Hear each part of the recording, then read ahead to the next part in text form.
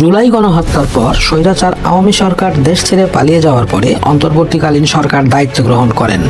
দীর্ঘ প্রায় 5 মাস রাজনৈতিক নানা ঘটনার মধ্য দিয়ে অতিবাহিত হলেও বর্তমানে বিএনপি ও ছাত্রনেতাদের মধ্যে ক্রমবর্ধমান দূরত্বের ফলে বাংলাদেশের রাজনীতিতে নতুন শক্তির উত্থানের সম্ভাবনা সৃষ্টি হয়েছে।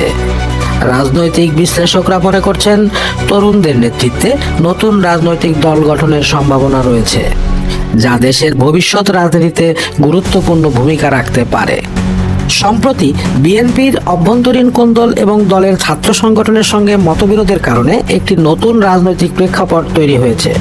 ছাত্র দলের অনেক নেতাকর্মী বর্তমান নেতৃত্বের প্রতি অসন্তুষ্ট এবং তারা বিকল্প শক্তির সন্ধানে রয়েছেন। এদিকে বিশ্লেষকরা বলছেন, তরুণদের নেতৃত্বে নতুন রাজনৈতিক দল গঠনের প্রবণতা বাড়ছে।